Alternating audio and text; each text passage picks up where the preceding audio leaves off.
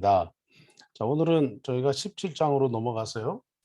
그 여호수아 17장에 이제 그 므낫세 지파에게 어, 주어지는 그 기업과 그리고 므낫세 지파가 여호수아에게 요청하는 것, 그리고 그 요청에 여호수아의 그 대답, 이렇게 한번 살펴보도록 이렇게 하겠습니다.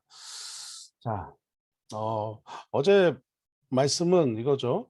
여호수아가 그 요셉 자손, 특히 그 이제 믿음의 장자로 선택받은, 원래는 차자인데 둘째인데 믿음의 장자로 선택받은 그 에브라임에게 어, 땅을 줬습니다. 기업을 줬는데 어떤 일이 일어났습니까? 그 기업을 믿음으로 취하지 않았다. 전부 다 완벽하게 순종하지 않았다. 왜죠? 어렵고 힘들고 기피하고 싶은 그런 그 좀 피하고 싶은 그런 땅이었기 때문이었다. 어, 하는 거죠. 그러니까 한마디로 그냥 좋지 않았다. 좋지 않아서 안 했다 하는 겁니다.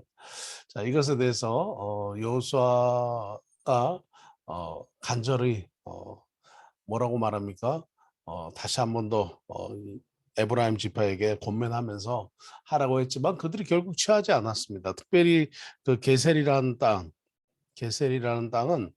끝까지 그들이 취하지 않았습니다. 결국 450년 이후에야 솔로몬에게 어, 그 자기의 딸을 주었던 그 딸을 시집 보내면서 애굽 왕이 이 게셀이라는 애굽의 왕이 이 게셀이라는 땅을 솔로몬에게 다시 주게 된 거죠. 결국 이 지금 여호수아서에서의 기업이 분배되고 난 이후 450년 이후에야 이 땅을 이스라엘이 차지하게 됩니다. 결국 참 많은 묵상이 되는 그런 말씀입니다. 그죠? 우리가 하나님 앞에 정말 그대로 순종하면 얼마나 좋을까요? 근데 그렇지 않다 하는 것입니다. 네. 최근에 저희가 이제 단기 선교팀이 문의가 많이 오는데요. 단기 선교팀들도 어, 딱 첫 번째 질문이 이거예요. 선교지에 필요한 일을 하고 싶습니다. 선교지에 어떤 일이 필요합니까? 그래서 저희는 주로 좀 이제 최근에 제 안의 마음은 교회를 더 개척해야 된다. 그래서 좀 개척하지 않은 지역에 들어가서 개척을 했으면 좋겠다. 요즘 분위기는 그런 것 같습니다. 기존 교회의 성도님들은 좀 주저하는 그런 그 다시 대면 예배에 나오는 것 좀 주저하는 분위기인 반면 교회를 안 다니신 분들이 굉장히 관심을 갖고 복음에 대해서 열려 계신 것 같아요. 그래서 오히려 더 적극적으로 우리가 복음을 전하고 교회를 개척을 하면 더 많은 사람들이 교회에 돌아오게 되는 일들을 볼 수 있다. 특히 그 좀 쉘터 지역이나 빈민 지역은 더 그런 것 같습니다. 그래서 지금이 오히려 추수할 때다. 팬데믹이 끝나고 지금이 더 복음을 필리핀에는 더 복음을 또 왕성하게 전해야 될 때다. 다른 사역들도 중요하지만 전도하고 교회를 개척하는 사역이 더 중요한 때다. 그런 생각을 합니다. 그래서 이제 단기 선교팀에게 이제 그런 얘기를 요청을 합니다. 어, 아무도 가보지 않은 마치 그 갈렙이 헤브론 땅을 요청했듯이 아무도 가보지 않은 그 땅, 그 지역에 가서 함께 전도하면 좋겠다. 근데 이제 어, 아무리 젊은 청년들이라도 조금 망설여지는 것 같아요. 예. 그냥 사람들 이전처럼 사람들 많이 이렇게 동원해서 또 다른 말로 모아서 그 앞에서 이렇게 사역하고 퍼포먼스 사역하고 또 뭐 예배 사역하고 인도하고 그러면 이전처럼 이렇게 많은 사람들이 또 따라하고 네, 뭐 그런 사역들이 또 되겠지만 어, 필요는 지금의 필요는 교회 개척이다. 근데 좀 꺼리는 것 같아요.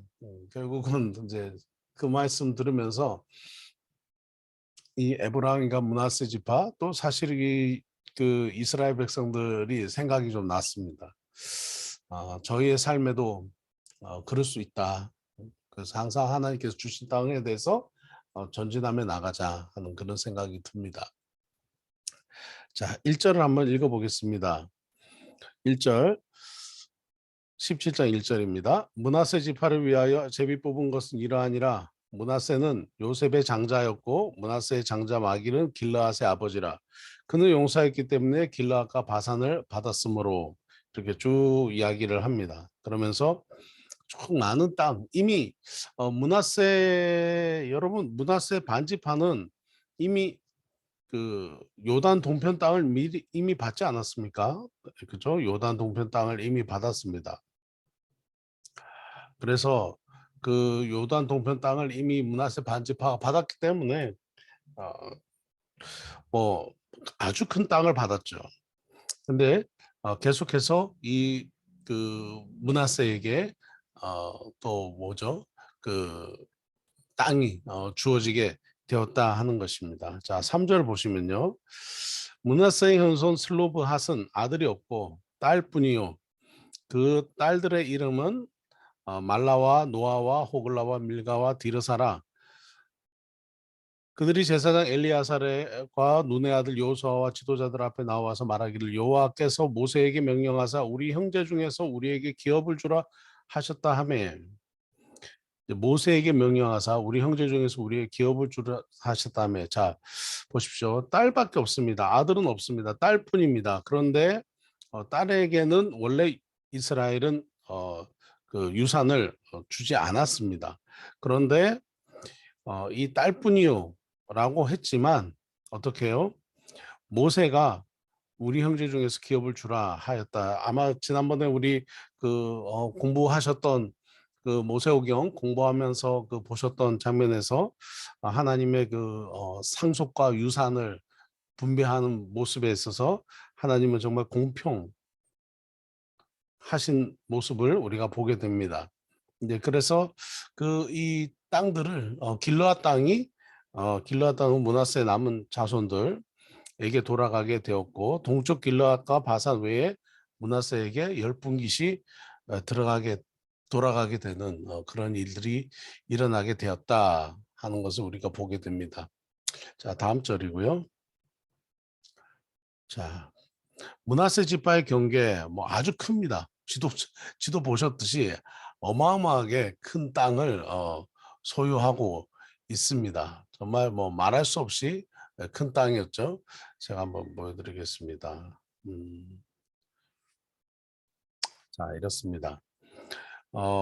이게 다 므낫세 땅입니다. 어마어마하게 큰 땅을 주게 된 것입니다. 그래서 처음에는 이 땅을 분배받았고 이후에 또 이 땅을 분배받게 됩니다.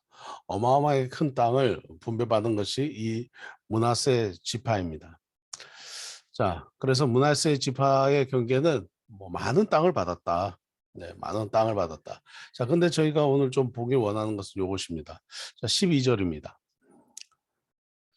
그러나 므낫세 자손이 그 성읍의 주민을 쫓아내지 못하며.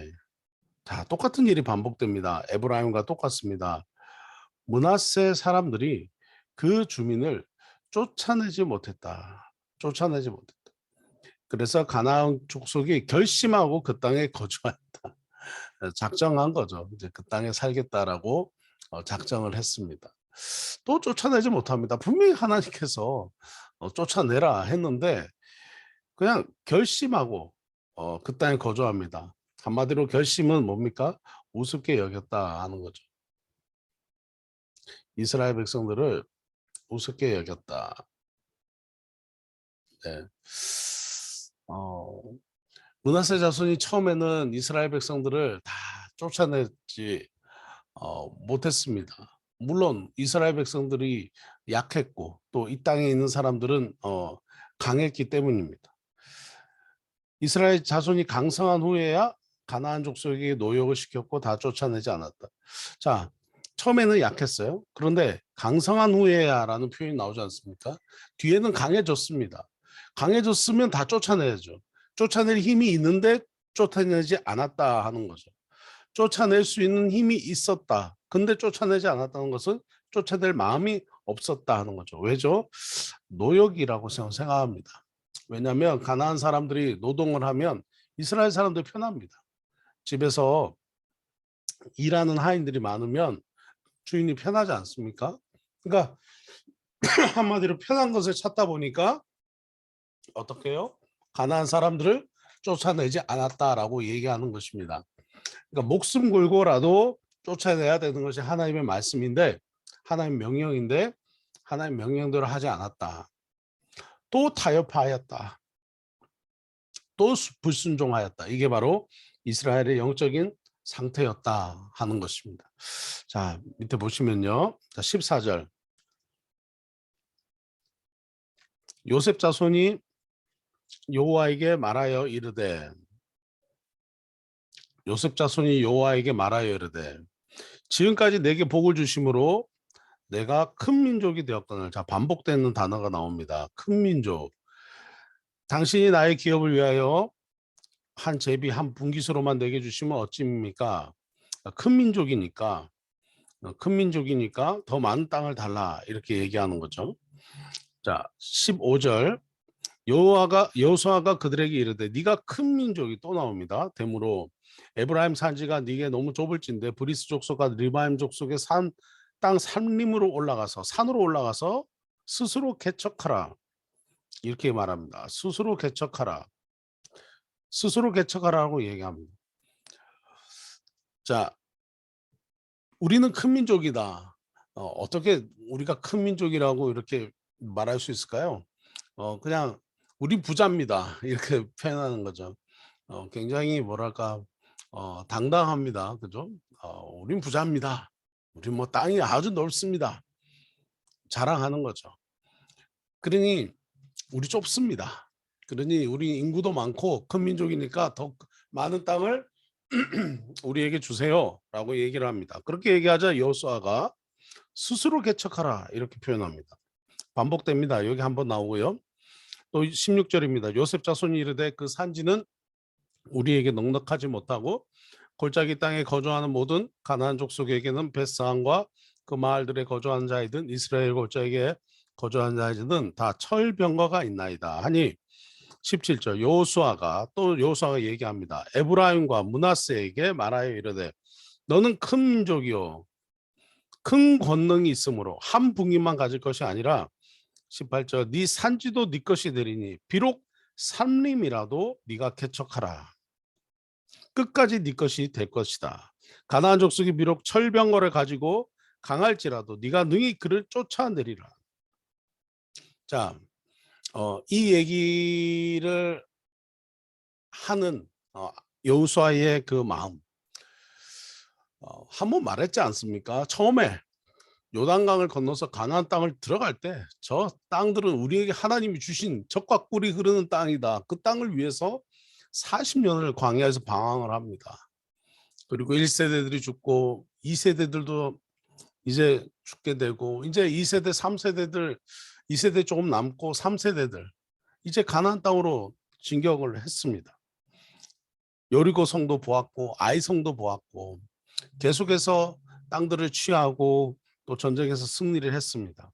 그럼에도 불구하고 이 에브라임과 므낫세 지파는 계속해서 하나님이 말씀하신 요구하 그 가지라고 취하신 그 땅을 취하기보다는 핑계 대는 거죠. 자, 16절 말씀 보시면, 자, 거기는 산림이다. 골짜기다. 그러니 골짜기입니다. 그러니까, 그리고 거기는 철병거가 있습니다. 그러니 우리는 어렵습니다. 그러니까 좀 편안한 곳을 주십시오. 그렇게 요셉 자손이 이야기를 합니다. 그렇게 하자 여호수아가, 너희는 큰 민족이고 큰 능력이 있다. 너희는 큰 무리요 큰 세력만 있으니까 한몫만 할 게 아니다. 산간지방도 너희의 것이다. 그러니까 살림을 산간지방도 너희의 것이니까 그 산간지방을라도 너희가 개척해라. 그렇게 얘기를 합니다. 이 짧은 14절에서 18절까지 이 대화에서 큰 민족이라는 단어가 몇 번 나오죠? 여기 나오네요. 총 3번이나 반복이 됩니다. 이 3번 반복하는 동안에 하나님의 은혜로 큰 민족을 이루었습니다. 여호수아님 감사합니다. 뭐 이렇게 인사하는 것도 없어요. 그냥 자랑하면서 더 큰 기업을 달라고 요구하게 되는 거죠. 사실은 요셉은 이스라엘을 대표하는 그런 지파입니다. 영적인 장자로서 이스라엘을 대표하는 지파입니다. 그런데도 불구하고 어떻게 얘기합니까? 자랑하고 그냥 요청만 할 뿐이죠. 자기들이 해야 되는 그 의무에 대해서는 저버렸다 하는 것입니다. 그러자 여호수아는 살림이라도 끝까지 개척하라라고 얘기를 하는 것이죠. 저는 이 17장에서 큰 지파라고 자랑만 하면서 더 많은 땅만 요구하는 어 권리만 주장하면서 의무는 하지 않습니다. 권리만 주장하고 의무를 하지 않는 므낫세 반지파에게 여호수아가 말한 것은 무엇입니까? 또 그 땅 그것은 우리에게 어떤 교훈을 줄까요? 하는 생각을 좀 해보게 됩니다. 어 결국은 저는 특별히 이 말씀 13절에 이스라엘이 강성한 후에는 가나안 족속을 쫓아냈다 이렇게 기록돼야 되는데 다 쫓아내지 않았다. 가나안 족속을 노역을 시켰다. 이미 편한 삶이 이미 익숙되어 버렸다 하는 거죠. 광야에서 그렇게 매일 아침마다 만나와 메추라기 만나를 주스러 가면서 그렇게 살았지 않습니까? 광야에서 그냥 천막치고 그렇게 살았지 않습니까? 그런데 이미 이제 가나안 땅에 들어오면서 그 멋진 성읍들을 보면서 그리고 취하면서 결국은 그들의 문화 속에 어 빠져들게 된 거죠. 가나안의 문화가 영향력을 오히려 역영향을 주게 되었다 하는 것입니다. 하나님의 말씀하신 것을 순종하지 않고 쫓아내지 않았다 하는 것입니다. 누가요? 요셉 자손입니다. 누굽니까? 이스라엘의 대표 지파입니다. 이미 이때부터 참 그런 것 같아요. 이미 이때부터 또 안타까움이 시작되는 것 같습니다. 저희의 삶에도 마찬가지인 것 같습니다. 편한 삶에 익숙됐다 하는 것. 결코 신앙생활을 하는 저희의 삶에서 좋은 것은 아니라는 생각이 듭니다. 그죠? 저희가 뭐 많은 경우들 보지 않습니까? 뭐 미국도 그렇고 또 호주도 그렇고 또 뭐 영국도 그렇고 또 뉴질랜드도 그렇고 또 캐나다도 그렇고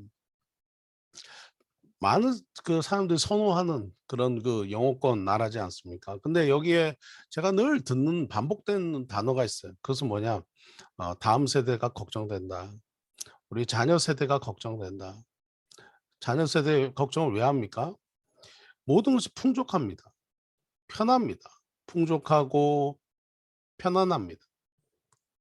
그러다 보니까 왜 우리가 하나님을 찾아야 되지? 왜 우리가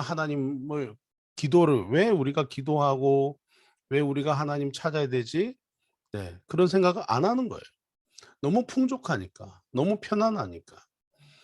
정말 삶이 힘들고 어렵고 매 눈물 나고 그런 일이 생기면 뭔가 이렇게 하나님을 찾고 싶은 마음도 생기지 않겠습니까? 그런데 그런 일이 없는 거예요. 그런 일이 없는 거죠. 편안하지가 않은 거죠. 제가 제 아내 얘기 들으니까 매일 고등학교를 그렇게 그냥 걸어서 그렇게 먼 길을 걸어서 다녔다 하더라고요. 저희 때는 또 많이 그렇게 했지만 참 그 무서운 길들 이렇게 그 집으로 돌아오는 길에 그 한 코너가 그렇게 무서운 길이 있었대요. 캄캄하고 그 여학생 입장에서는 오는 길이 얼마나 무서웠겠습니까. 그때마다 그렇게 기도를 했대요. 예, 기도하는 마음으로 집으로 밤에 저녁에 그 자율학습 마치고 그렇게 밤에 고등학교 마치고 수업 끝나고 집에 돌아올 때는 그렇게 기도가 됐대요. 근데 뭐 요즘 그런 데가 있겠습니까? 모든 것이 풍족하고 편안합니다. 그래서 이런 나라들에 있는 저희 뭐 목사님들이나 지인들 얘기 들어보면 이상하게 한결같이 다 똑같아요. 애들이 다 여기 지나면 뭐 대학 다 그거 하고 취업하는데 뭐 나름 어려움 없고 뭐 일을 안 해서 그렇지 뭐 열심히 주 6일 일하려고 뭐 주 5일 일하려고 하면 다 있다 하는 거예요. 젊은 나이지만 큰돈을 벌고 명품 차를 타고 다닌다. 그러니 교회 나가려고 하겠냐? 교회 나가려고 안 한다. 그래서 교회에는 결국은 다음 세대보다는 어떻게 해요? 결국은 그 1 세대, 2 세대들만 남아 있는 거죠. 다음 세대들이 없다는 거죠.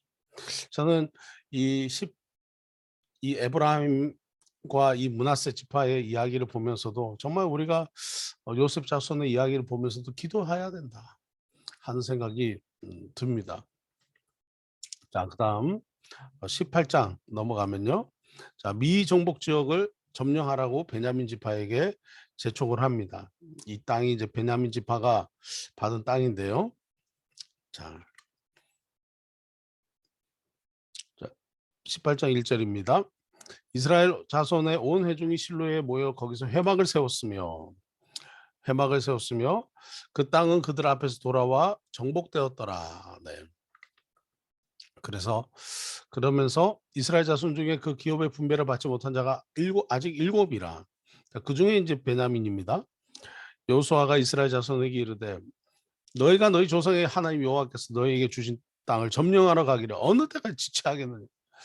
여전히 머물고 지체하는 일들이 있었다 하는 것입니다. 그러면서 땅을 이제 분배하게 되었다 하는 것입니다. 각 지파에 세 사람씩 선정하라.